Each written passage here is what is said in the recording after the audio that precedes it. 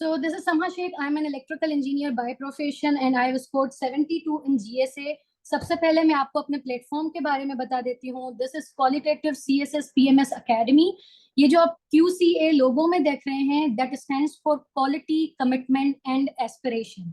अच्छा, this is not just an academy, it is actually a vision of our CEO sir Raheeb Rind, जिन्होंने ये academy, online academy start की थी back in 2023 में. ठीक है, तो हमारा मेन फोकस ये है कि how to score 70+ in every subject, not only in general science and ability. लेकिन आज के डेमो में हम डिस्कस करेंगे कि how to score 70+ in GSA. So these all are are contents for today. सबसे पहले हमारे पास आ जाता है ओवरव्यू ऑफ GSA. अच्छा, ओवरव्यू में ये आ जाता है कि आपकी मार्क्स डिस्ट्रीब्यूशन कैसे होगी. लाइक जनरल साइंस जो है वो कितने मार्क्स का है, जनरल एबिलिटी जो है वो कितने मार्क्स का आता है. उसके बाद हमारे पास आ जाता है सिलेबस ब्रेकडाउन. सिलेबस ब्रेकडाउन में आपको पता है कि जनरल साइंस में कितने सेक्शंस होते हैं, and then we have general ability जिसमें हमारे पास 3 to 4 सेक्शंस होते हैं. And then we have my techniques to cover the syllabus. देखिए, सबकी अलग अलग टेक्निक्स होती हैं, सबकी टिप्स अलग होती हैं, सबकी ट्रिक्स अलग होती हैं. जो आपको सूट करे you have to adopt it. तो मैं अपनी टेक्निक्स बताऊंगी जो कि मेरे लिए बहुत एफिशिएंट रही थी इन स्कोरिंग 72. ठीक है, उसके बाद हमारे पास आ जाता है one of the most important topics, that is paper attempting techniques, and then we have paper presentation. अच्छा, ये याद रखना है, again I am saying that without paper presentation GSA is nothing. Paper presentation is equally important as that of your content. ठीक है, अब हम आते हैं सबसे पहले कि कंपल्सरी सब्जेक्ट कौन से होते हैं. अच्छा, आपको ऐसे तो पता होगा कि टोटल जो मार्क्स होते हैं CSS में, दैट्स 1200. 600 एलोकेटेड होते हैं टू ऑप्शनल्स, ठीक है, एंड 600 फॉर कंपल्सरी. अच्छा, उसमें हमारे पास आ जाते हैं English essay, English precis and composition, general science and ability, Pakistan affairs, current affairs and Islamic studies. अच्छा, in English essay, in Percy and composition, in Islamic studies, you have to score at least 40 in order to pass the subject. However, ये जो 3 subjects हैं ये हमारे आते हैं general knowledge के category में. GK1, GK2, GK3. आप जब एग्जाम में बैठते हैं ना, आपके पास पेपर होता है, तो ऊपर ये मेंशन होता है this is GK1, this is GK2 और दिस इज GK3. ठीक है, और इसमें आपको कंबाइनली 120 मार्क्स लेने होते हैं आउट ऑफ 300. अच्छा, आप खुद अब सोचें कि for example we score 70 in GSA, तो अगर आप यहाँ पे 30 and 20 भी करते हैं तो यू कैन गेट 120. तो आप ये तीनों सब्जेक्ट पास कर जाते हैं इजीली. आपको बस करना ये है, you have to focus on GSA थोड़ा सा ज्यादा. वो इसलिए कह रही हूँ क्योंकि इसमें जो है अगेन कॉन्सेप्ट्स हैं, अगेन यहाँ पे अनप्रेडिक्टेबिलिटी कम है. ये सब्जेक्ट प्रेडिक्टेबल है. आपको सिलेबस कवर करना है, आपको पेपर पास्ट पेपर एनालिसिस करनी है, उसके बाद ये सारे जो डायमेंशंस हैं वो अगर आपने कवर कर ली, you are good to go. ठीक है. अच्छा, इसका मतलब ये बिल्कुल भी नहीं है, बहुत सारे स्टूडेंट्स कहते हैं कि हम जो है ना पाकिस्तान अफेयर्स और करंट अफेयर्स पर फोकस कम करते हैं, GSA पे ज्यादा करते हैं, ताकि हम जो है इन तीनों में तो 120 स्कोर आ जाएगा तो हम पास कर जाएंगे. लेकिन ये नहीं है. आप देखें ना, आपको एग्रीगेट भी चाहिए होता है. एग्रीगेट मतलब जो सम होता है ना सारे ऑप्शनल्स एंड कंपल्सरीज का, you have to score 600 out of 1200. ठीक है, तो उसमें भी अगर आप GSA में ज्यादा मार्क्स लेते हैं तो वहां पे भी आपका एग्रीगेट 600 तक पहुंच जाता है. आप खुद सोचें, अगर आप लेते हैं 30-40, जो कि अभी ट्रेंड यही चल रहा है, GSA में मार्क्स आते ही 40, 30, 35 यही आ रहे हैं, तो अगर आप भी ये ले रहे हैं तो आप देखिए एग्रीगेट फिर भी आपका 550 तक आएगा, तो यू आर नॉट एलिजिबल. ठीक है, सो आपने ये याद रखना है कि वी हैव टू फोकस, ताकि हमें GSA में 70+ आ जाए. इवन 80 भी आ जाते हैं, इसमें कोई रॉकेट साइंस नहीं है, हमें सिर्फ टिप्स और ट्रिक्स समझनी है. अच्छा, आप खुद सोचें, जो करंट अफेयर्स है ना उसमें तो आपको एनी हाउ फोकस करना पड़ेगा, not only for current affairs but for English essay, but for Islamic studies, but for optionals as well. ठीक है, करंट अफेयर्स तो एक ऐसा सब्जेक्ट है कि आपको हर सब्जेक्ट को करंट अफेयर्स से लिंक करना है, तभी आप जो है स्टैंड आउट कर पाओगे पेपर में. अच्छा, मैं रिपीट ये सारी चीजें इसलिए कर रही हूँ because there are a lot of new students, तो उनको भी पता लग जाए. और एंड में हम कुछ न्यू चीजें जो आपको बता रही हूँ, फैक्ट बुक जो है मैं आपको बताऊंगी कि कैसे मेंटेन करना है। उसके बाद हमारे पास आ जाता है ओवरव्यू ऑफ जीएसए। अच्छा, क्वेश्चंस एंड में पूछिएगा। We will be having 15 minutes for the question and answer session, तो मैं आपको उसी टाइम बताऊंगी। अच्छा, ओवरव्यू ऑफ जीएसए में आपको पता है कि 100 मार्क का पेपर होता है, उसमें से 60 मार्क्स आपके जो होते हैं वो होते हैं जनरल साइंस के, और 40 मार्क्स का पेपर जनरल एबिलिटी का आता है। अच्छा, जनरल साइंस में आपको 2 क्वेश्चंस अटेम्प्ट करने होते हैं आउट ऑफ 4, और उसके साथ जो 20 ऑब्जेक्टिव आते हैं ना, वो भी आपके most of the times general science से ही आते हैं, तो इसलिए हम कहते हैं कि ये जो है 60 मार्क्स का आता है। उसके साथ जनरल एबिलिटी, उसमें भी आपको 2 क्वेश्चंस अटेम्प्ट करने होते हैं आउट ऑफ 3, उसमें भी 20 मार्क्स का एक क्वेश्चन होता है, तो ये आपके टोटल 100 मार्क्स हो जाते हैं। तो अगर आपकी प्रैक्टिस बहुत अच्छी है तो यहाँ पे आप 39-40 इजीली ले सकते हैं। तो जहां पे आप ले सकते हो तो वहां पे आप थोड़ा एक्स्ट्रा एफर्ट्स लगाओ ताकि हम बहुत अच्छे मार्क्स लें इसमें से। Again I am saying, nature of the paper है that is conceptual based, practice oriented.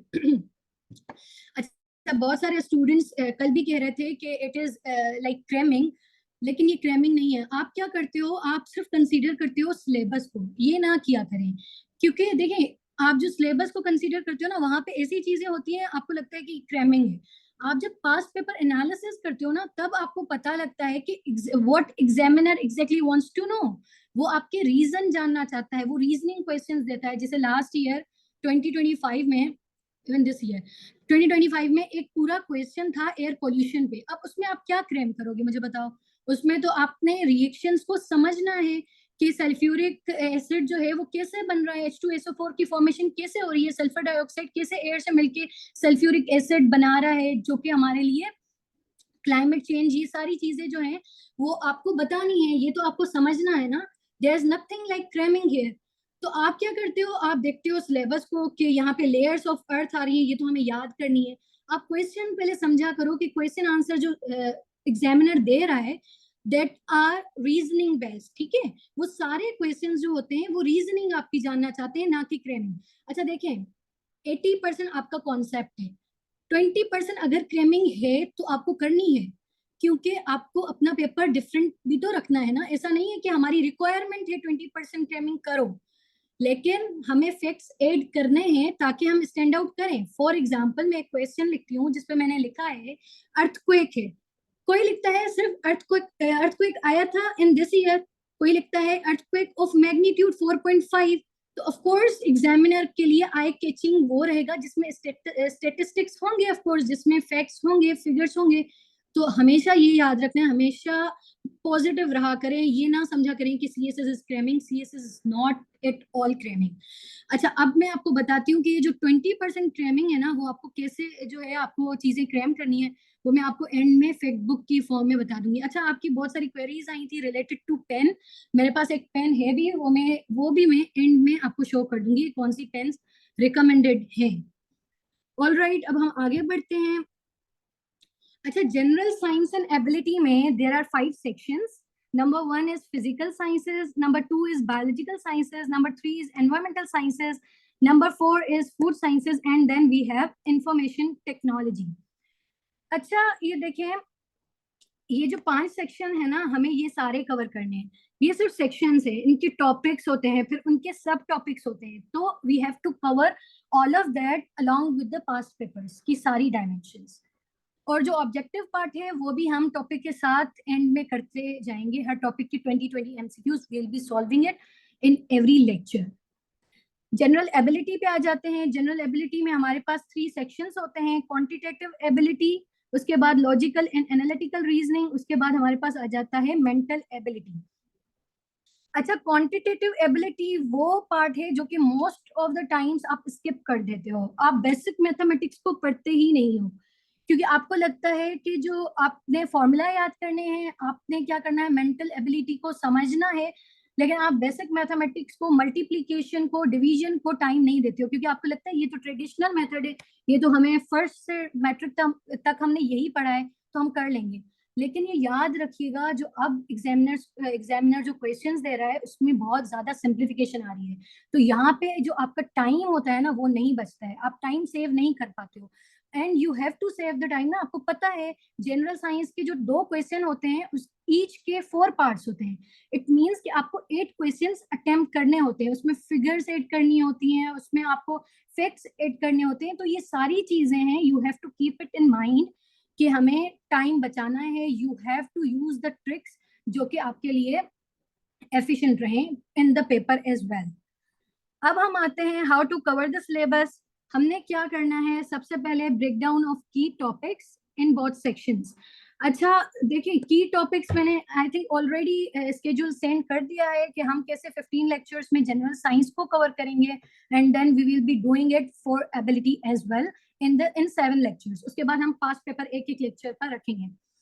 उसके बाद नेवर स्किप एनी सेक्शन, मैंने कल भी बताया था। If you belong to medical background और आपका background is an engineering side, तो कभी भी ये ना सोचा करें कि आप डॉक्टर हैं तो एबिलिटी छोड़ देंगे।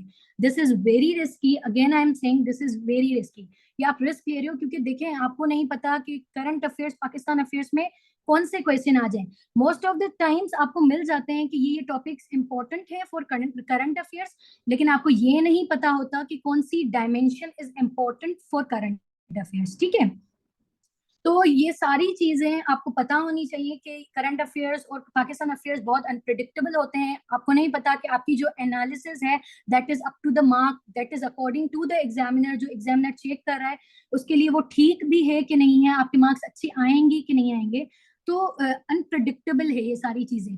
लेकिन यहाँ पे अगर आप ये सारी चीजें देखो, अगर आप ये सारा सिलेबस कवर करो तो आप क्वेश्चन आंसर्स देखोगे ना, तो दीज आर वेरी प्रेडिक्टेबल। पूरा सिंपल क्वेश्चंस आते हैं, आपको रीजन जानना होता है कि ये अपने कॉन्सेप्ट अच्छे करने होते हैं और आपने वो रीजन लिखना होता है। और देखे ना, आपके पास है ही 5 मार्क का क्वेश्चन, तो आप कितना लिखोगे। एग्जामिनर ये एक्सपेक्ट ही नहीं कर रहा कि आप 3 to 4 पेजेस पे जाकर लिखो, है ना। वो तो क्वेश्चन ही ऐसे देता है जो कि 1 वर्ड हो, या तो वो क्वेश्चन ही ऐसे देता है कि वो 1 पेज पर आ जाए, 2 पेज पर आ जाए, 3 पेज पर आ जाए। कभी कभी ना आप बहुत ज्यादा डिटेलिंग में जाते हो ना, तो एग्जामिनर के माइंड में ये होता है कि इसको पता ही नहीं है कि एक क्वेश्चन को कैसे कंसाइज करना है, इसको पता ही नहीं है कि कैसे टाइम को मैनेज करना है। सो ये सारी चीजें है ना, you have to keep this in mind, क्योंकि सिर्फ कंटेंट इंपॉर्टेंट नहीं है, सिर्फ पढ़ना इंपॉर्टेंट नहीं है, सारी चीजें are very important as well. अब हम आगे आते हैं स्मार्ट स्केड्यूलिंग। कल भी मैंने आपको बताया था कि स्मार्ट स्केड्यूलिंग का मतलब ये है कि अगर हम सेशन को 1.5 मंथ्स में कवर कर रहे हैं, तो हमने करना ये है कि 1.5 मंथ्स में हमने लेक्चर्स भी लेने हैं, हमने उसके साथ रिवीजन भी करनी है टॉपिक्स की, पास्ट पेपर एनालिसिस भी करने हैं, टेस्ट भी देने हैं, मॉक भी देना है, ग्रैंड मॉक, ताकि जब आपका 1.5 मंथ कंप्लीट हो, 1.5 मंथ्स आपके कंप्लीट हो, तो आप बिल्कुल फुली रेडी हो। फिर आपको क्या करना पड़ेगा, एवरी वीक आपको एक एक क्वेश्चन अटेम्प्ट करना पड़ेगा। यू कैन सेंड मी, मैं आपका इवेल्युएट कर दूंगी। Evaluation is very important, not only in GSA, सब में। ठीक है, अगर आप, आपके कल बहुत सारे क्वेश्चन थे कि हम कैसे टाइम दें कंपलसरी को, ऑप्शनल्स को, वो भी मैं एंड में बता दूंगी, मुझे याद दिलाइएगा। अच्छा, उसके साथ we have integration with current affairs and general knowledge. ये भी मैंने कल बताया था कि करंट अफेयर्स से इंटीग्रेट करना इज वेरी इंपॉर्टेंट, क्योंकि आपको ऑर्डिनरी स्टूडेंट से यही चीज डिफरेंशिएट करवाती है, यही चीज आपको स्टैंड आउट करवाती है। फॉर एग्जाम्पल, मैंने आपको बताया था कि अभी एक क्वेश्चन आया था 2025 में, मैं आपको पेपर भी दिखाऊंगी, पूरा था एनवायरमेंटल साइंस से। एयर पोल्यूशन, बहुत ज्यादा एयर पोल्यूशन पर फोकस था, वो इसलिए था, आप देखें ना 2025 2024 जो एंड दिसंबर में स्मोक, नवंबर दिसंबर से इवन स्मोक की बहुत बातें हो रही थी, तो एग्जामिनर ट्राई करता है टू बी रिलेटेड, वो रिलेट करता है करंट अफेयर से, ताकि वो आप ये उसको पता लगे कि स्टूडेंट्स जो हैं वो न्यूज़पेपर पढ़ते भी हैं कि नहीं पढ़ते। ठीक है, ये सारी चीजें आपको याद रखनी पड़ती हैं। This is not a science subject, आप इसको ये ना समझो कि ये साइंस का सब्जेक्ट है तो हमें सिर्फ साइंस की डायमेंशन से ही क्लियर करना है। This is not a science subject, science बिल्कुल है, लेकिन you have to relate it with every subject. Even आपको लग रहा है कि ये कहीं पे किसी और सब्जेक्ट से रिलेट कर रहा है, तो डू दैट। ठीक है, आप रिलेट किया करें, जितना ज्यादा रिलेट करेंगे ना, तो उतना ज्यादा ये पता चलता है कि आप जो है ना अपनी नॉलेज को अप्लाई कर पा रहे हो। ठीक है, तो ये सारी चीजें मैटर करती हैं। अब हम आते हैं हाउ टू स्कोर 70+। अगेन, सबसे पहले आपने नोट्स बनाने हैं। अच्छा, पहले मुझे ये बताएं कि इज इट क्लियर, ताकि हम आगे बढ़ें?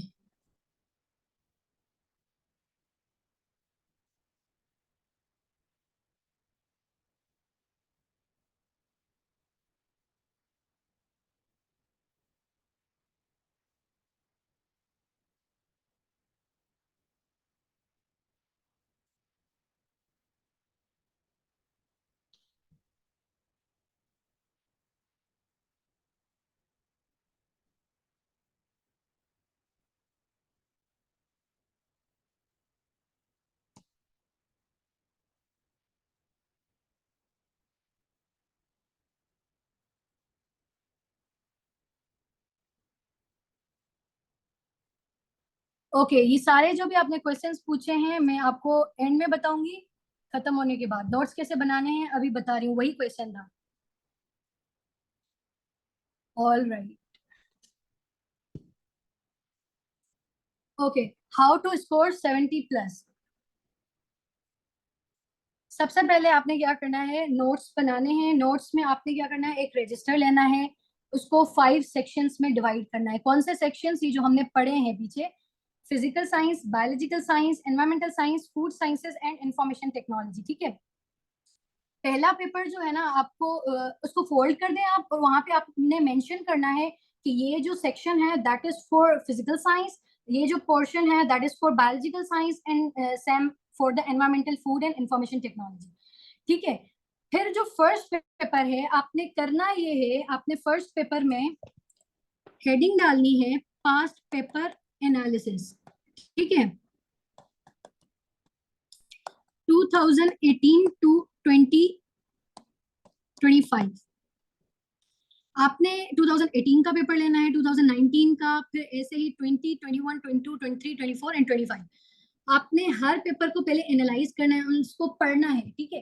फिर अगर आपको कोई क्वेश्चन लगता है कि ये फिजिकल साइंस से है, तो you have to write it in that particular section. फिर same is the case with biological वाला क्वेश्चन, या फिर कोई फूड साइंसेस पे आता है, तो आपको वो सारे क्वेश्चन मेंशन करने हैं इन दोस पर्टिकुलर सेक्शंस। अब आपने सिर्फ क्वेश्चन मेंशन करने, अच्छा क्वेश्चन पूरा लिखा करें ताकि आपको पता लगे कि कौन सी डायमेंशन से कवर करना है। ठीक है।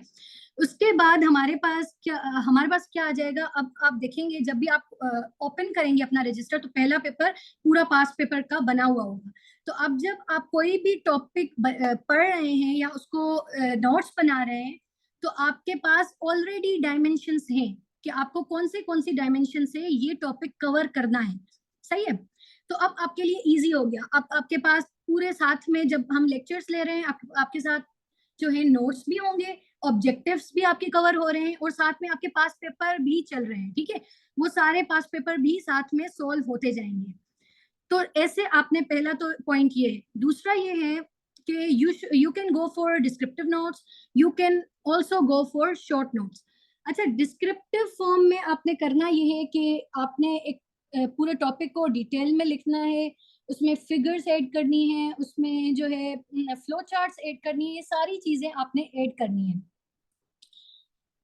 अच्छा, मैं जो है रिकमेंड करती हूँ कि you should go for the short notes. वो इसलिए कि अगेन ये इजी हो जाता है आपको रिवाइज करने में, क्योंकि आप जब एग्जाम्स देते हो ना, 12 एग्जाम्स होते हैं इन 6 डेज, मतलब एक दिन में आपके 2 एग्जाम्स, 6 आवर्स। सुबह 8 से आप जाते हो और वापस आते हो आप 6 बजे। तो आपकी वो कंडीशन ही नहीं होती, आप इतना फेडअप होते हो ऑलरेडी कि आप वो रजिस्टर इतना मोटा लो, इतने डिस्क्रिप्टिव नोट्स आप अगेन रीड करो, उसको रिवाइज करो। तो आई रिकमेंड कि you should go for this short notes. Again अगर आपको वो इजी लगता है, वो आपके लिए रीडेबल है, वो आपके लिए एफिशिएंट है, तो गो फॉर दैट। ठीक है। वो स्ट्रेटजीज हमें अडॉप्ट करनी है जो कि आपके लिए एफिशिएंट है। ठीक है। सबकी स्ट्रेटजीज अलग होती हैं। अब हम आते हैं, उसके बाद हमने क्या करना है। अच्छा, मैं क्या करती थी, मैं हमेशा हॉरिजॉन्टली अपने पेपर को फिल करती थी, और ये 3 सेक्शंस में मैं डिवाइड कर देती थी। उसके बाद मैं क्या करती थी, एक टॉपिक हो गया फॉर एग्जाम्पल किडनी, तो मैंने एक ही पेपर में उसकी सारी डायमेंशंस कवर करनी है। अच्छा, आप कहोगे 1 में और 1.5 पेजेस में, अब आप कहोगे कि कैसे होंगी ऐसे। तो मैं सिर्फ वो चीजें लिखती थी जो कि मेरे लिए रिकॉग्नाइज करना डिफिकल्ट होती थी, या तो फिर मैं लिखती थी बिल्कुल पॉइंटर्स में, क्योंकि साइंस सब्जेक्ट आपको पता है ना, ये हम बचपन से पढ़ते आ रहे हैं, तो बहुत सारी चीजें ऐसी होती हैं जो कि ऑलरेडी अंडरस्टूड होती हैं। अगर नहीं भी है तो आप लिख लें पॉइंटर्स में, फिर भी आपके 2 पेपर्स में पूरा एक टॉपिक जो है वो कवर हो जाता है। अच्छा, उसके बाद आपको करना ये है कि ये वाला जो स्पेस है ना, अगर 1.5 पेजेस पे आ रहा है तो वो 0.5 पेज जो है वो आप छोड़ दो, उसको आप छोड़ दो। आपने उसका करना क्या है, ये वाला जो पॉइंट बताया था, integration with current affairs and general knowledge, आप अगर सीएसएस के कैंडिडेट हैं तो आप ऑफ कोर्स डॉन न्यूज़पेपर या ट्रिब्यून या कोई मैगजीन्स तो पढ़ते ही होंगे। तो जब आपको लगे कि ये टॉपिक साइंस से रिलेटेड है, you just need to copy and paste there, ठीक है। तो इससे क्या होगा, आपका पेपर, अब देखें आपकी सारी डायमेंशंस पास्ट पेपर की भी कवर है, आपका सिलेबस भी कवर है। अब आपने तो करंट अफेयर से भी रिलेट कर लिया। अब अगर क्वेश्चन करंट अफेयर से रिलेटेड आ रहा है साइंस के टॉपिक में, तब भी आप लिख सकते हो, क्योंकि आपने सिर्फ 5 मार्क्स का ही लिखना होता है। So keep this in mind, ये आप किया करें। इवन इन करंट अफेयर्स भी आप यही किया करें कि आप एंड में थोड़ा सा स्पेस रख लें, क्योंकि दिसंबर जनवरी में जो जो न्यू न्यू चीजें हुई होती हैं वो आप वहां पे मेंशन कर सकते हैं। ऑलराइट, सारे जो भी न्यू इवेंट्स होते हैं वो आप एंड में मेंशन कर दिया करें। अच्छा, paper presentation is very important, again I am saying. आपने करना क्या है, फॉर एग्जाम्पल आपने जो है ना, पहले तो मैं ये दिखा देती हूँ अपना पेपर, वेट। आपने एक तो फिगर बनानी है, क्योंकि यहाँ पे क्वेश्चन पढ़े आप, draw the basic structure of an optical fibre and explain its functioning. यहाँ पे basic structure of optical fibre, तो आपसे ये देखिए ये रिक्वायरमेंट है। If you are not giving that, if you are not writing it, जो कि रिक्वायरमेंट है क्वेश्चन में, तो मतलब कि आपके मार्क्स डिडक्ट हो रहे हैं। ओके, अगर आप ये ड्रॉ नहीं करेंगे तो आपके मार्क्स डिडक्ट होंगे, ये याद रखना है। तो अब तो देखिए ये सब करेंगे। हर एक कैंडिडेट जो होगा ना, जिसने फाइबर ऑप्टिक केबल पढ़ी होगी, उसने जरूर इसकी प्रैक्टिस की होगी ऑफ कोर्स। जो चीज न्यू है, दिस इज न्यू, ठीक है, ये हर कोई नहीं बनाता है। तो आपने बस ये ट्राई करना है कि आपने कुछ जो न्यू चीजें हैं ना वो ऐड करनी है अपने पेपर में, ताकि जब examiner hundreds of paper check कर रहा है तो आपका पेपर जो है ना वो स्टैंड आउट करे, आपका पेपर ऐसा लगे कि जो है ये डिफरेंट है पेपर, ठीक है, ये याद रखना है। अच्छा, आपने एक और चीज करनी है कि ये देखें, इसको ब्लॉक में बंद कर दिया करें और नीचे आप मेंशन कर लें फिगर, जैसे मैंने यहाँ पे मेंशन किया, यहाँ पे गैप कम था, figure principle of internal reflection, like this, ठीक है। ये याद रखना है, ऐसी आपकी प्रेजेंटेशन होनी चाहिए। इससे अच्छी हो सकती है तो गो फॉर दैट, लेकिन अगेन आई एम सेइंग आपको अंडर 10 मिनट्स में करना है। टाइम मैनेज करना इज वेरी इंपॉर्टेंट।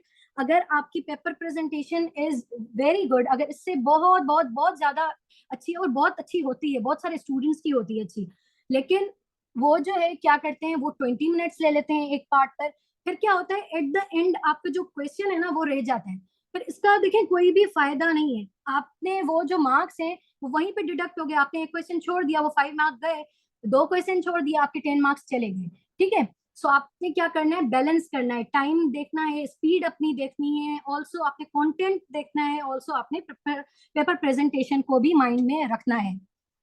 अच्छा, हमारे पास एक और ये मैथ्स का क्वेश्चन है, कल ये मैंने बताया था कि अगर आप ये नहीं भी लिखें तो इट इज ओके।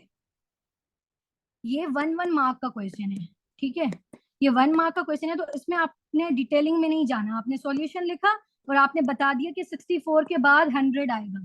ये मैं आपको सिर्फ पेपर प्रेजेंटेशन बता रही हूँ, 1 मार्क के क्वेश्चन में आपने पूरा डिटेलिंग में नहीं जाना, ये आपको ऐसे ही जब आंसर लिख देंगे आपका 1 मार्क आ जाएगा। अब हम आते हैं, ये है 5 मार्क का क्वेश्चन। क्वेश्चन में ये कहा गया है कि सारा की जो मदर है वो है 6 टाइम्स ऑफ सारा, और सारा के जो ब्रदर हैं वो है 2 टाइम्स ऑफ सारा, एज की बात हो रही है। आफ्टर 3 इयर्स इनकी जो सम है एज का वो है 72। तो इनकी एजेस क्या है, ठीक है, प्रेजेंट एजेस क्या है इन सब की। अब देखें, जब मैंने यहाँ पे सारा मदर लिखा ना, तो मैंने लेट कर लिया कि ये इक्वल है एस एम के, इसको डिनोट किया है मैंने एस एम से, ठीक है। अगर मैं डायरेक्ट लिख देती S M is equal to 6s, तो एग्जामिनर को कैसे पता लगता कि ये S M is Sara's mother. तो you have to mention everything, ठीक है, ये याद रखना है। अगेन इक्वेशन 1 का बताएं कि ये इक्वेशन 1 है, ये इक्वेशन 2 है, ये इक्वेशन 3 है। जो स्टेप ले रहे हैं उससे पहले आपको बताना है कि मैं ये स्टेप ले रहा हूँ, ठीक है। अगेन जो ये एंड में देखिए, अच्छा ये था word problem. If this is a word problem you have to answer it in words, ये याद रखना है, हैंस लिख के आपने ये सारी चीजें लिखनी है। आज हम कोई और क्वेश्चन करते हैं जिसमें आपको कुछ ट्रिक्स बता रही हूँ मैं। ये दूसरा क्वेश्चन है, कल हमने दूसरा क्वेश्चन सॉल्व किया था। अच्छा, इससे पहले मुझे आप बताएं यहाँ तक बातें आपको समझ आई हैं? क्वेश्चंस एंड में लेंगे हम।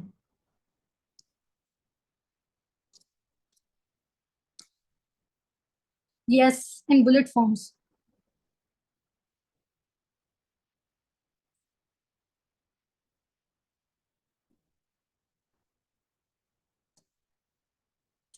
अच्छा, ये सारे क्वेश्चंस जो है ना वो मैं आपको एंड में आंसर दूंगी, ठीक है? ऑल राइट, पहले हम अपना लेक्चर कंप्लीट कर लेते हैं। अब हम चलते हैं, ये वाला जो क्वेश्चन है, ये क्वेश्चन है arrange the following friction in the descending order, in the descending order. अच्छा, ये देखिए, ये क्वेश्चन एक पास पेपर का क्वेश्चन है, ये 1 मार्क का क्वेश्चन होता है, ठीक है? अब ये खुद देखिए आप, 7 divided by 12, 3 divided by 4, 9 divided by 2, 25 divided by 6, ठीक है? ये सिर्फ 1 मार्क का क्वेश्चन है। डिसेंडिंग का मतलब ये है कि सबसे पहले बड़ा नंबर, फिर छोटा, फिर छोटा, फिर छोटा। फॉर एग्जाम्पल 3, 1, 2, 5, तो हम इसको डिसेंडिंग फॉर्म में कैसे लिखेंगे? 5, 3, 2, 1, लाइक दिस, ठीक है? तो ये तो बिल्कुल इजी हो जाता है if it is in whole numbers. ये होल नंबर्स में नहीं दिया था एग्जामिनर ने फ्रैक्शन में दिया था। मैं आपको वही कह रही हूँ कि बेसिक मैथमेटिक्स पर बहुत ज्यादा जो है फोकस किया जा रहा है, सिंप्लीफिकेशन पर बहुत ज्यादा फोकस किया जा रहा है। अभी आप खुद सोचें, ये सिर्फ 1 मार्क का है, मतलब कि इसके पार्ट्स हैं 5, तो ये 5 मार्क्स का इन टोटल होता है। तो ये पार्ट 1 में आपको करवा रही हूँ। अगर आपको ट्रिक्स नहीं पता, आप क्या करोगे? आप इनको डिवाइड करोगे, ठीक है? एक एक को सेपरेट डिवाइड करोगे, ये जो हमारा ट्रेडिशनल मेथड होता है, ठीक है? उसमें आप खुद सोचो, एक एक को करने में आपको एटलीस्ट 1 मिनट तो लगेगा, क्योंकि इनका आंसर पॉइंट्स में आता है, .3 .2 ऐसे आता है, ठीक है? तो आप खुद सोचो, अगर ये 4 मिनट्स एक में लग गए तो 5 4 5 20 मिनट्स तो आपने एक में ही कंज्यूम कर लिए।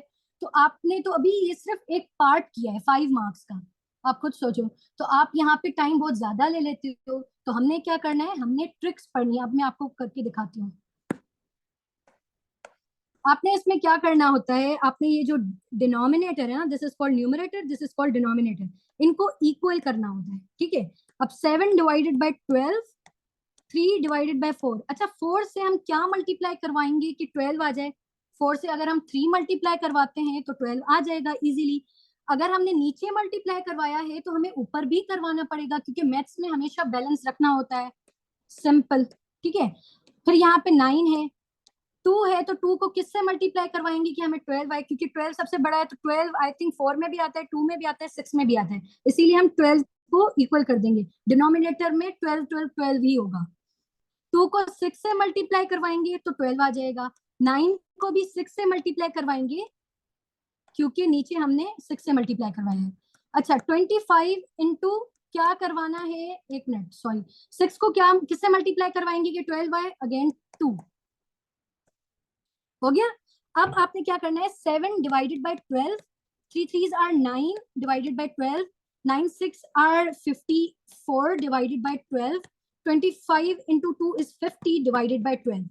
अब कुछ भी नहीं करना है, आपने क्या करना है, सबसे पहले आप देखिए, सबसे बड़ा ऊपर न्यूमरेटर अब आपने देखना है, 54 सबसे बड़ा है। आपने आंसर, सॉरी मुझे पहले ये रिमूव करना पड़ेगा बिकॉज स्पेस नहीं है, यहाँ पे मैं आंसर लिख देती हूँ। सबसे बड़ा क्या है, 54। आपने क्या करना है, 54 डिवाइडेड बाय 12, ठीक है? उसके बाद 50 बड़ा है, 50 डिवाइडेड बाय 12। उसके बाद 9 बड़ा है, 9 डिवाइडेड बाय 12। उसके बाद 7 divided by 12। This is greater than की साइन, जिस तरफ मुंह ओपन होता है ना, इसका माउथ ओपन है, वो समझे कि वो ग्रेटर है। This is greater than this, this is greater than this, this is greater than this. तो ये आपको मैक्सिमम आपने कितना टाइम लगाया इसमें, 1 to 2 मिनट्स, ठीक है?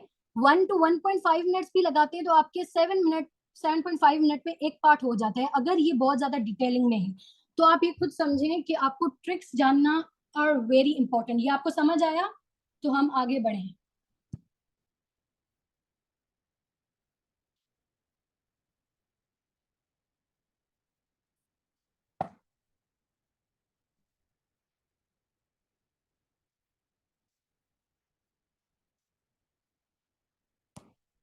Should I move forward? आपको समझ आई ये चीज?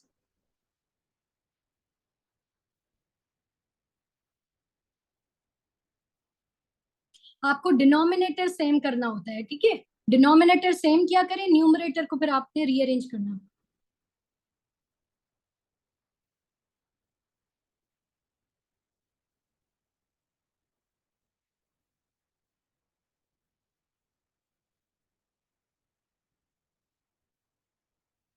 ये फ्रैक्शंस है ना, आपको you have to solve it first, फिर आपको करना है। अब सॉल्व आप ट्रेडिशनल मेथड से भी कर सकते हैं, आप ऐसे भी कर सकते हैं, जिसमें टाइम कम लगेगा you have to go for it.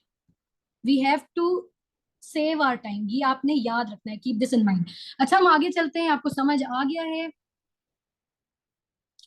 अब आपका फोर्थ पॉइंट ये है कि you have to complete your paper on time. ये चीज आपने याद रखनी है। टाइम का मतलब ये है कि इवन आपको 10 मिनट्स पहले खत्म करना है, ताकि आपकी जो हेडिंग्स हैं, आपकी जो फिगर्स हैं, आप उनको मेंटेन कर लें। अच्छा, मैं आपको एक और टिप कल मैंने दी थी, वो बहुत इंपॉर्टेंट है, तो मुझे लगता है कि आज जो है बहुत सारे न्यू स्टूडेंट्स हैं, उनको मैं बता दूं। अब देखिए, फॉर एग्जाम्पल कोई ऐसी चीज है जो आपने डिस्क्रिप्टिव फॉर्म में लिखनी है। कल मैंने एग्जांपल दी थी, I think formation of black hole. तो ऐसे ही कोई क्वेश्चन आ जाता है जो कि मेथड्स पे है, तो आपने क्या करना है, उसका पूरा डिस्क्रिप्टिव लिखना है। जहां पे आपने फिगर ऐड नहीं कर पा रहे हो, जहां पे कोई फिगर हो ही नहीं, तो आपने क्या करना है, वो पूरा डिस्क्रिप्टिव फॉर्म में भी लिखना है। एट द एंड आपने क्या करना है, यहाँ पे फ्लो चार्ट्स भी बना देनी है कि स्टेप 1 में ये हुआ, स्टेप 2 में ये हुआ, स्टेप 3 में ये हुआ, स्टेप लास्ट स्टेप में ये हो गया, ब्लैक होल बन गया। ठीक है? तो इससे क्या होगा कि एग्जामिनर जो है, ये पढ़े ना पढ़े, ये जरूर रीड करेगा, ठीक है? क्योंकि उसके लिए, सॉरी, क्योंकि उसके लिए ये जो है ना, it is very easy to read. जितना ज्यादा ईज प्रोवाइड करेंगे, उतने ज्यादा चांसेस हैं कि आप ज्यादा स्कोर कर पाए, ये भी याद रखना है। अच्छा, ये आपको हर जगह नहीं लगाना, जहां पे आपको लग रहा है कि मैंने 2 to 3 क्वेश्चंस किए और कोई भी फिगर नहीं है, तो पूरा पेपर जो है वो अच्छा नहीं लग रहा है मुझे, तो go for that. This is a good tip, I think. अच्छा, इसके अलावा आप क्या करो, MS वर्ड है ना, वहां पे आप जाओगे फ्लो चार्ट्स पर। फ्लो चार्ट्स पर आप जब जाओगे ना, तो वहां पे नीचे बहुत सारी डिफरेंट डिफरेंट फ्लो चार्ट्स मिलती हैं। लाइक ऐसे, पता नहीं कैसी बहुत सारी होती है, मल्टीपल जो होती है ना। आपने क्या करना है, उन सबको माइंड में रखना है। फिर किसी क्वेश्चन में कोई और फ्लो चार्ट, किसी क्वेश्चन में डिफरेंट, ठीक है? सो इससे क्या होगा, वैरायटी आ जाएगी, डाइवर्सिफिकेशन आ जाएगी, अच्छा पेपर लगेगा, अट्रैक्टिव लगेगा, कंटेंट तो वैसे ही आपका अच्छा होगा। तो ये सारी चीजें जो है कंबाइनली मिलके आपको स्कोर इजीली अच्छा मिल सकता है। ओके, अब इसका जो फिफ्थ पॉइंट है, that is focus on objectives and ability portion. Ability portion का तो मैंने आपको बताया है कि हम पहले स्टार्ट ही बेसिक मैथमेटिक्स से करेंगे, ताकि जो आपकी बेसिक्स हैं वो आपकी अच्छी हो जाए। पहले बेसिक्स अच्छी हो जाएंगी ना, फिर आपको इजी लगेगा। क्योंकि मैं अगर आपको फॉर्मूला बता दूं, आप आगे चल के कंफ्यूज हो जाएंगे, इसको सिंप्लीफाई कैसे करना है, इतने लेंदी लेंदी क्वेश्चंस हैं, उनको कैसे सिंप्लीफाई करना है। तो पहले ही हम फर्स्ट लेक्चर में we will be doing basic mathematics, उसके बाद जो है we will be solving other questions as well. अच्छा, मेंटल एबिलिटी का मैंने ये डिसाइड किया है कि आपके हर एबिलिटी के लेक्चर में at the end 15 to 20 minutes हम मेंटल एबिलिटी को सॉल्व करेंगे। अगेन आई एम सेइंग कि ये एक जो है लेक्चर में कंप्लीट हो सकता है, लेकिन एक लेक्चर में मैं आपको 1 या 2 टेक्निक करवा सकती हूँ। अगर हम डेली करेंगे 8 लेक्चर्स में, तो ये होगा कि डेली हम पास पेपर के क्वेश्चन सॉल्व कर रहे होंगे, तो आपको बहुत सारी आपके पास टेक्निक्स आ जाएंगी। हो सकता है कि वो टेक्निक आपकी क्वेश्चन पेपर में ना आए, लेकिन अब आपके पास प्रैक्टिस ज्यादा होगी, अब आपके पास बहुत ज्यादा चांसेस होंगी कि आप उस टेक्निक को समझ लो। ब्रेनस्टॉर्मिंग आप इजीली अब कर पाओगे, क्योंकि देखे ना, practice is very important for the ability, for even every subject. जितने ज्यादा आप क्वेश्चंस अटेम्प्ट करेंगे ना, तो आपको फिर क्रैमिंग नहीं लगेगा, वो आपके माइंड में बैठ जाएगा। अब आपको सिर्फ अप्लाई करना है, ठीक है? अब उसके बाद हम आते हैं फोकस ऑन ऑब्जेक्टिव्स। ऑब्जेक्टिव भी मैंने आपको बताया कि हमारी हर लेक्चर में at the end 15 to 20 objectives भी होंगे, ताकि आपने ये साथ लेके चलना है। अच्छा, एबिलिटी पोर्शन अगर आप छोड़ते हो ना, स्किप करते हो ना, तो आप समझिए कि सिर्फ आपने एबिलिटी नहीं छोड़ा जनरल साइंस में, आपने एमपीटी के 60 मार्क्स भी छोड़ दिए। अब आप एमपीटी खुद देख रहे हैं कि बहुत ज्यादा डिफिकल्ट आ रहे हैं, तो ये रिस्क है। और दूसरा एमओडी, एमओडी की स्क्रीनिंग में भी 60 to 70 क्वेश्चंस जो होते हैं, वो होते हैं एबिलिटी के पोर्शन से, जनरल साइंस एंड एबिलिटी। तो ये सारी चीजें जो है ना वो मैटर करती हैं। आपने क्या करना है, आपने सब पर फोकस करना है।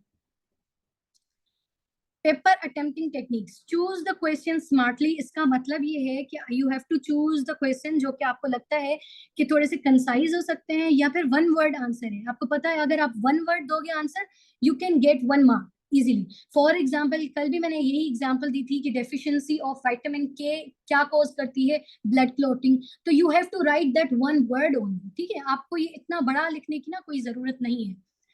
अब हम आते हैं, try to wind up objective part within 15 minutes. 15 minutes के अंदर अंदर आप कर लिया करें, और हो भी जाता है।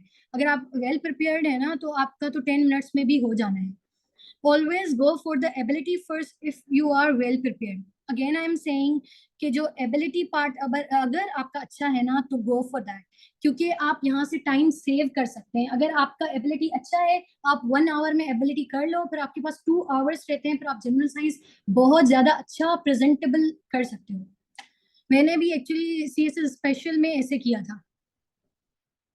उसके बाद जो है, length of question depends on the nature of question. Again I am saying कि बहुत ज्यादा एग्जैजरेट नहीं करना है किसी चीज को। जो पूछा गया है you have to write that. ये देखिए, जरूरी नहीं है कि अगर आपने आपसे वन वर्ड आंसर पूछा गया है तो आप उसको पूरा बताओ कि विटामिन ए क्या कॉज करती है, कैसे हम जो है डेफिशिएंसी विटामिन ए कैसे ले सकते हैं, कौन सी चीजें इनटेक करेंगे तो हमें विटामिन ए मिलेगा। तो ये लिखने की जरूरत नहीं है, उसने पूछा ही नहीं है, क्वेश्चन की रिक्वायरमेंट ही नहीं है। तो ऑलवेज गो फॉर समथिंग कि जो जो रिक्वायरमेंट है, ये आपने चीजें याद रखनी है। उसके बाद हमारे पास आ जाता है, अच्छा एक मैं आपको चीज और बताऊं। देखें, फॉर एग्जाम्पल आपके पास आया है differentiate between animal cell and plant cell. तो आपने क्या करना है, 5 पॉइंट्स देने और अच्छे ऑथेंटिक को सो सॉरी। तो यहाँ पे जो है ना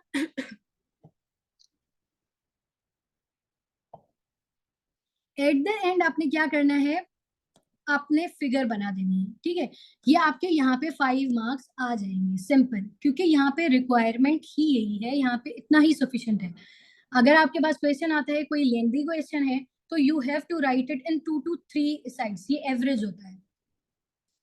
इसके बाद हमारे पास आ जाता है डायग्राम्स, फ्लो चार्ट्स आपको बनानी है, और मैंने आपको बता दिया है कि you have to include it. Pie charts include करें, वैरायटी लाएं अपने जो है पेपर में। जितना क्रिएटिव हो सकते हैं ना, उतना क्रिएटिव हो जाए। अब हमारे पास आता है पास्ट पेपर एनालिसिस। अच्छा, पास्ट पेपर एनालिसिस में आपने करना ये है, जो आपने, मैंने आपको एक बात बताई थी कि आपने सेग्रीगेट कैसे करना है, तो मैं आपको एक बार फिर से करके दिखा देती हूँ। अब ये देखिए, जो क्वेश्चन नंबर 1 का पार्ट ए है, क्वेश्चन नंबर 2 का part A, question number 1 is objective, जो मैंने आपको बताया थी 20 MCQs आते हैं, वो जनरल साइंस से आते हैं। अच्छा, आपने क्या करना है, देखिए जो ए पार्ट है ना, that comes in what effects are produced due to rotation and revolution, ये आता है फिजिकल साइंस में। आपने क्या करना है, इसको लेना है पूरे क्वेश्चन को, आपने जाके फिजिकल साइंस वाला जो पोर्शन है उसके फर्स्ट पेपर पे जाके लिखना है, ठीक है। अगर यहाँ पे कोई और फिजिकल साइंस का है तो वो भी आप वहीं पर लिखेंगे। अब फॉर एग्जांपल क्वेश्चन नंबर 2 है इलेक्ट्रोमैग्नेटिक रेडिएशन, ये भी आपका आता है फिजिकल साइंस में। अच्छा, आपको कैसे पता लगेगा कि ये फिजिकल साइंस से है, ये एनवायरमेंटल साइंस से है? तो आपने करना क्या है, आपने मुकाबला ऐप है, कोई एक ऐप है, वो आपने डाउनलोड करना है। उसमें पूरा आपका सिलेबस आ जाता है, उसमें आपके टॉपिक्स होते हैं, उसके फिर सब टॉपिक्स होते हैं। जब आप वो रीड करते हो ना, आपको पता लग जाएगा ये तो ये वाला जो टॉपिक है that comes in physical science, या ये वाला topic that comes in environmental science. So ये सारी चीजें जो है, you have to keep this in mind. Muqabla app तो आपके लिए बहुत वैसे भी इंपॉर्टेंट है। यहाँ पे सारे सब्जेक्टिव क्वेश्चन पेपर्स आ जाते हैं, और ऑब्जेक्टिव्स भी आ जाते हैं, ऑप्शनल्स के भी आ जाते हैं, और कंपलसरी के भी आ जाते हैं, ठीक है। अब देखिए सी पार्ट जो है, दैट जो है ये है, आई थिंक मैंने शायद हरिकेन्स, अच्छा ये एनवायरमेंटल से आ गया। उसके बाद advantages and disadvantages of nitrogen, ये भी एनवायरमेंटल से आ गया। उसके बाद हमारे पास फोटोसिंथेसिस बायो आ गया। उसके बाद ब्लड, ये भी हमारा बायो में से आ गया। Hepatitis that comes in biological sciences, again biomass, ये भी that comes in biological sciences. अब आपने क्या करना है, जो जो बायोलॉजिकल साइंसेज से हैं वो जाके सारे क्वेश्चन आपने उस सेक्शन में, उस पर्टिकुलर सेक्शन में जाके लिखने हैं।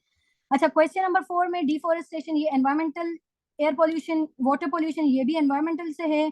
उसके बाद ह्यूमन एक्टिविटी ये भी पॉल्यूशन का है, ये भी एनवायरमेंटल से है। पॉल्यूशन मींस ये भी हमारा एनवायरमेंटल से है, ठीक है। तो ये सारे आपने कहाँ पे लिखने हैं, जाके एनवायरमेंटल साइंस के पोर्शन में। क्वेश्चन नंबर 5 है फूड साइंस, फर्स्ट फूड है तो फूड साइंस है। सेकंड जो है आर्टिफिशियल इंटेलिजेंस, अच्छा ये देखिए, अच्छा सेकंड है फूड ग्रुप, ये भी फूड साइंस। सी है आर्टिफिशियल इंटेलिजेंस। अब आप देख रहे हो बहुत सारी मैगजीन्स में आर्टिफिशियल इंटेलिजेंस की भी बात होती है, तो वो भी उसमें आपको जो अच्छा लगे ना मटेरियल, वो भी आप कॉपी पेस्ट कर लिया करें इसमें, आईटी वाले सेक्शन में ये लिख लिया करें, ताकि आप पेपर में रिलेट कर पाए। सही है, आर्टिफिशियल इंटेलिजेंस हो गया। उसके बाद ये भी हमारा आईटी में आता है, फाइबर ऑप्टिक केबल भी हमारी आईटी में आती है। तो आपने क्या करना है, जाके उसी सेक्शन में लिख देना है। अच्छा ये एक पेपर है, आपने 2018 को भी लेना है, 19, 20, 21, 21, 21, 22, 23, 24 एंड 25, ये सारे 7 years के जो पास्ट पेपर्स हैं, इन सब के क्वेश्चंस को एनालाइज करना है and you have to write it in the particular section. Okay, अब हमारे पास सेक्शन बी है, जो कि क्वेश्चन नंबर 6 है, question number 7, question number 8, you have to attempt only 2 questions. ठीक है, ये वाला क्वेश्चन है जो हमने किया था आई थिंक। ठीक है, तो अब हम जो है स्केड्यूल के बारे में पढ़ लेते हैं कि हमारा जो लेक्चर होगा, सेशन होगा, that is comprising of 24 lectures, जिसमें जो है हमारे पास 15 लेक्चर्स हैं जनरल साइंस के, और जो 16th लेक्चर है ना, वो है हमारा पास्ट पेपर एनालिसिस। अच्छा हम इसमें करेंगे ये कि आई विल ट्राई कि जो वेडनेसडे है ना 23 जुलाई, उसमें मैं आपको एक पेपर दे दूं, या फिर आपके जो पेपर सॉल्व होंगे वो हम देखेंगे 24 जुलाई को, कि आपने ये चीज सही की है, ये चीज बहुत अच्छी है, ये चीज सही नहीं है। तो ये सारी चीजें भी हम देखेंगे इसमें, लाइव ही चेकिंग करूंगी मैं उस दिन।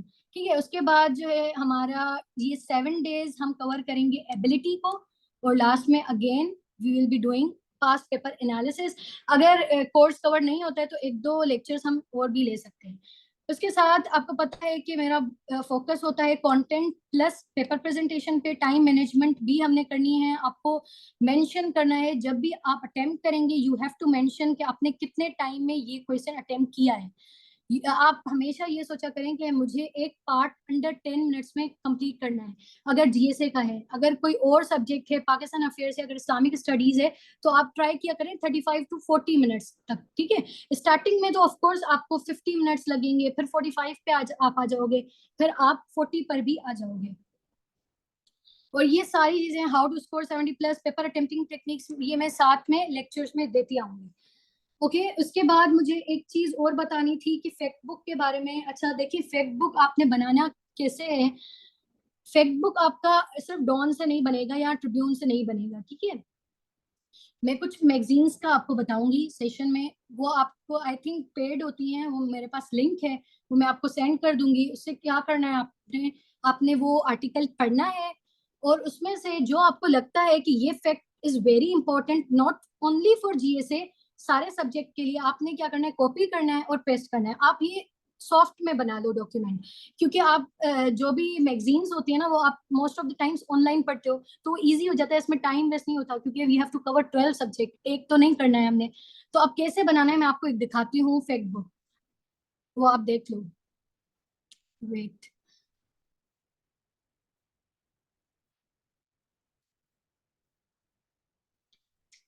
सॉरी। अच्छा ये वाला देखिए सॉल्यूशंस का है, ये यहाँ पे मैंने सारे सॉल्यूशंस लिखे हैं जनरल। अब ये सॉल्यूशंस कहीं भी यूज हो सकते हैं, ये आप जो है ये यूज कर सकते हैं in essay, in current affairs, in criminology, gender studies, political science, जहां पे भी आपको लगता है ना यहाँ पे सॉल्यूशन लिख सकते हैं, तो गो फॉर इट। सॉल्यूशंस भी अट्रैक्ट करते हैं, ये जनरल है। तो अब मैं क्या करती हूँ, ये मैंने एक बार मेंशन कर लिया, अब आपको क्या करना है, रिवाइज करते आना है, हर वीक आप कर लो, हर मंथ कर लो, तो आपके माइंड में ये बैठ जाएंगी। और हमेशा ये ट्राई किया करें, जब भी आप कोई क्वेश्चन अटेम्प्ट कर रहे हैं ना, अगर आपको उसका कोई कोटेशन याद हो रही है, याद आ रही है, या फिर कोई फैक्ट है जो कि यहाँ पे फिट हो रहा है, तो आपने लिखना है। जब आप अप्लाई करेंगे ना नॉलेज को, फिर वो आपको क्रेमिंग नहीं लगेगी, फिर वो आपके माइंड में बैठ जाएगी। तो हमेशा मैं कहती हूँ कि प्रैक्टिस किया करें, ये ना किया करें कि बस आपने एक सब्जेक्ट को कवर कर लिया, अब हमने बिल्कुल जाके फैब में रिवाइज करना है, ये नहीं करना, हमने साथ में लेके चलना है 12 सब्जेक्ट्स को। सही है। अच्छा ये सॉल्यूशंस का है, फैक्ट बुक भी था मेरे पास, मैं आपको दिखाती हूँ, ये है फैक्ट बुक। हाँ, ये देखें, अच्छा, ये मैंने हाईलाइट किया हुआ है क्योंकि मैं ये रिवाइज करती थी। इकोनॉमिस्ट का है, ये बहुत सारी अलग अलग मैगजीन्स होती हैं, उसका लिखा हुआ है। मैं भी ये कॉपी पेस्ट करती थी। अब ये जो फैक्ट्स है ना, ये मैं कहीं भी यूज कर सकती हूँ, तो इसको रिवाइज करती आती हूँ मैं। अब देखिए आप भी क्या किया करें, अगर आपने फैक्ट बुक बनाया है, कैसा भी बनाया है, सबकी स्ट्रेटेजीज अलग होती हैं। आपको क्या करना है, आपको सिर्फ रिवाइज करते आना है। आपके माइंड में एक बार बात बैठ गई ना, फिर तो आप वो क्रेमिंग आपको फिर नहीं लगेगी। ठीक है, so I think that's all for today. आपके जो क्वेश्चंस हैं वो आप बताएं मुझे, so that we can end the meeting.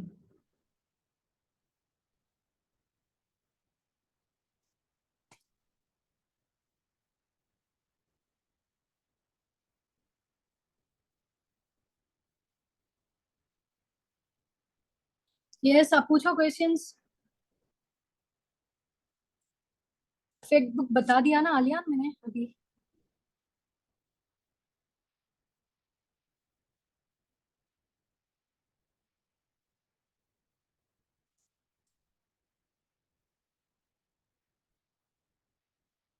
हाँ, प्रैक्टिस के लिए क्वेश्चन तो देने ही है ऑफ कोर्स। हम क्या करेंगे हर टॉपिक से, अब देखें मैं करूंगी ये थर्सडे को हमने टॉपिक एंड किया, ठीक है, एक वीक में कोई भी सेक्शन एंड हो गया हमारा, तो हमने क्या करना है, फ्राइडे को मैं आपको एक क्वेश्चन सेंड करूंगी, एक या दो क्वेश्चन होंगे। आपने पहले रिवाइज करना है जो हमने पढ़ा है, ठीक है, क्योंकि मैं ये नहीं चाहती कि आप देख के करो फिर आपको टाइम का पता ही नहीं लगना है, सही है। तो आपने पहले रिवाइज करना है, सैटरडे वाले दिन आपने अटेम्प्ट करके मुझे सेंड करना है। जब आप अटेम्प्ट करने बैठोगे, आपके साथ एक स्टॉप वॉच होनी चाहिए, आप वहां पे अपना टाइम जो है वो मेंशन करोगे, नोट करोगे, सॉरी। फिर जब आप क्वेश्चन मुझे सेंड करोगे, ऊपर आपका मेंशन होना चाहिए कि जो है इतने टाइम में मैंने ये क्वेश्चन किया है, क्योंकि जब मैं मार्क्स दूंगी तो मैं अकॉर्डिंग टू दैट दूंगी, ठीक है, वो मैं कंसीडर करूंगी कि इतने मिनट्स में इतनी अच्छी प्रेजेंटेशन है, ठीक है, ये याद रखना है। वन पेपर पर वी कैन गो, क्योंकि आई हैव एक्सपीरियंस, मेरा एमओडी क्लियर था, रिटन भी, लेकिन due to some personal issues मैंने ये छोड़ दिया है बीच में, अभी मैंने गैप लिया है।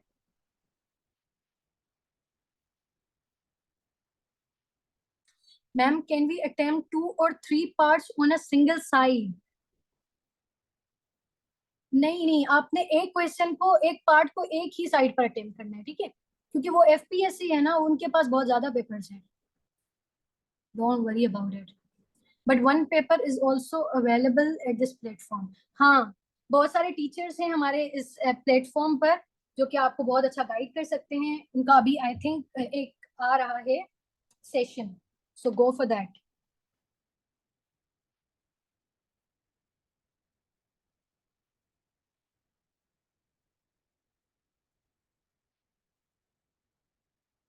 साइंस में आलियान मैंने आपको बताया था ना, it depends on the nature of question, ठीक है। अगर वो 2 to 3 साइड्स पर आप लिख रहे हो, आपकी रिक्वायरमेंट पूरी हो रही है, इट्स वेरी गुड। अगर आप 4 साइड्स पर लिख रहे हो और आपकी रिक्वायरमेंट पूरी नहीं हो रही है, तो देखिए इसका कोई फायदा नहीं है। जितनी आप अच्छा लिख सकते हो, कंटेंट अच्छा होना चाहिए, रिलेटेबल होना है, हमें हमेशा क्वेश्चन के रिलेटेड ही रहना है। अगर वो क्वेश्चन अब बहुत ज्यादा लेंदी आ रहा है, जैसे कल मैंने एग्जांपल दी थी आयोनिक बॉन्डिंग, केमिकल बॉन्डिंग, तो वो चला जाता है 3 पेजेस पर भी, तो इट्स ऑल राइट। वो डिपेंड करता है, अगेन अगेन आपकी राइटिंग पर भी डिपेंड करता है, अगेन आपकी स्पीड पर भी डिपेंड करता है, आपकी टाइम पर भी डिपेंड करता है। हमें पेपर पूरा करना होता है, ये याद रखना है आपने। It means quality is, of course quality is always important. ऐसे का हम कहते हैं 3000, तो बहुत सारे स्टूडेंट्स ऐसे होते हैं जो कि 1200 में भी क्लियर कर लेते हैं, होता है ना, कोई कोई 3000 वर्ड्स लिख के भी क्लियर नहीं कर पाता। Ma'am, how many number of papers available for exam, are they limited और अनलिमिटेड? नहीं, आप ले सकते हो ना, अगर आपकी एक कॉपी, आपको एक कॉपी दी जाती है और आपके पेपर्स वहाँ पे बहुत बड़े होते हैं, साइज बहुत बड़ी होती है, और आपके पेपर्स की ना कलर जो होते हैं ना बहुत ब्राइट होते हैं, बहुत अच्छा लगता है। आप जैसे ही राइटिंग लिखोगे ना, आपकी इतनी अच्छी राइटिंग लगती है वहाँ पे, यहाँ पे आप लिखोगे आपकी राइटिंग बहुत बेकार लगती है, लेकिन वो पेपर्स इतने अच्छे होते हैं, वो बहुत ज्यादा अच्छा लगता है पेपर जब आप करके आते हो। और दूसरा ये कि वो अनलिमिटेड आप ले सकते हो।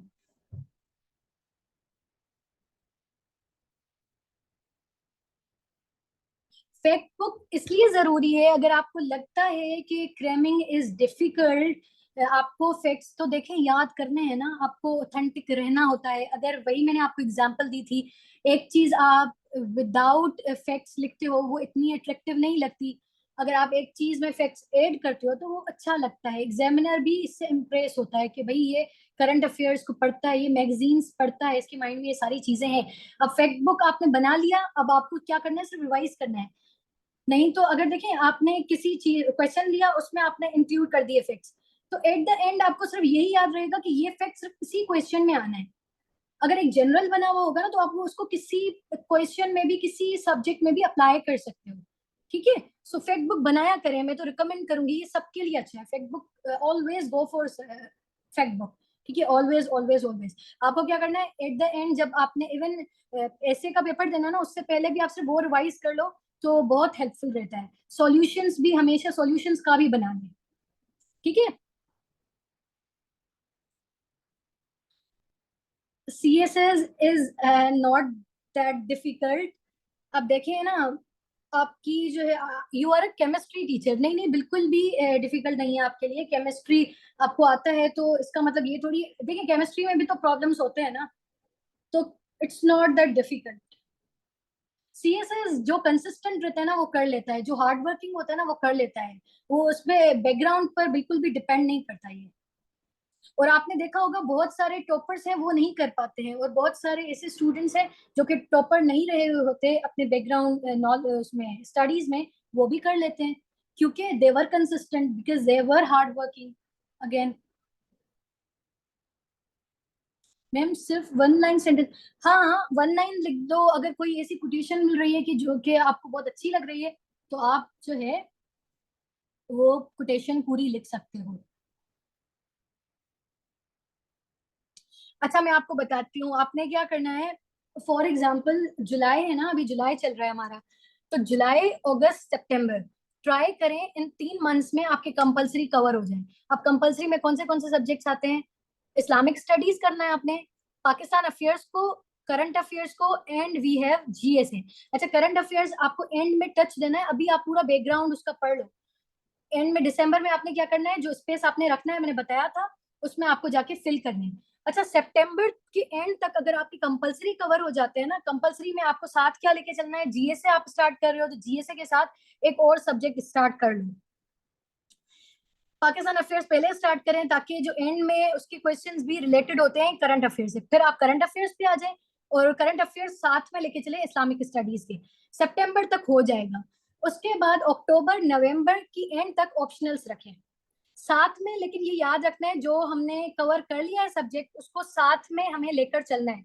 हर वीक एक या दो क्वेश्चंस अटेम्प्ट करने हैं, एक क्वेश्चन अटेम्प्ट कर ले, दूसरी की आउटलाइन बना ले, उसके साथ फिगर्स मेंशन कर देंगे ये फिगर बनेगी। सो एट द एंड आपने क्या करना है, जब आप रिवाइज करोगे तो सिर्फ क्वेश्चन आंसर्स को रिवाइज कर लोगे ना, तो फिर भी इट्स ऑल गुड, आपकी आउटलाइंस भी माइंड में रहेंगी फिर। और फिर नवंबर तक आपका हो गया, दिसंबर जनवरी आपको सिर्फ जो है क्वेश्चन आंसर्स अटेम्प्ट करने हैं हर सब्जेक्ट के डेली, दो दो क्वेश्चन आंसर्स अटेम्प्ट करें, हमेशा रिवीजन करके फिर अटेम्प्ट किया करें।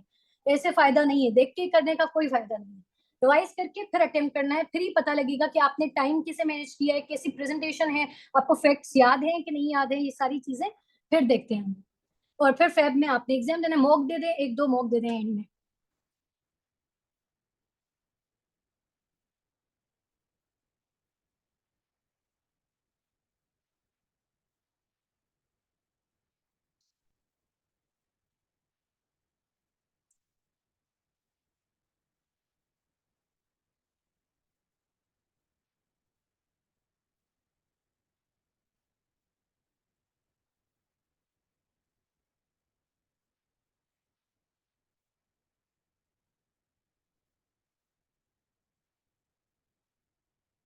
जब किसी ने पूछा है CSS की तैयारी करवाएंगी आप या वन पेपर, मैं GSA की तैयारी करवा रही हूँ, जनरल साइंस एंड एबिलिटी में पूरा ये जो कोर्स है वो कवर करवाऊंगी, जैसे CSS का कंपलसरी सब्जेक्ट। ठीक है, हम साथ में ऑब्जेक्टिव्स को भी लेके चलेंगे क्योंकि 20 मार्क्स ऑब्जेक्टिव भी होते हैं, ऑब्जेक्टिव्स के भी होते हैं। ठीक है, उसके बाद भी है मिस प्रैक्टिस के लिए क्वेश्चन भी देंगी, वो मैंने आपको बता दिया है। Ma'am will you provide solve questions as a sample. मैं आपको जो हम टॉपिक करेंगे ना, फिर मैं आपको अपने जो पेपर है ना सॉल्व वो सेंड करती जाऊंगी, एक दो क्वेश्चंस साथ में। अच्छा, यही क्वेश्चंस हैं बस हमारे पास?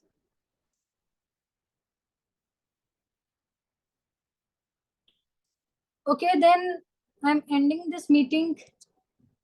Is it all right?